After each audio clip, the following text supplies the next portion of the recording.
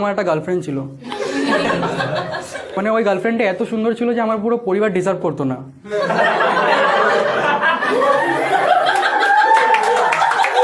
অনেক সুন্দর ছিল।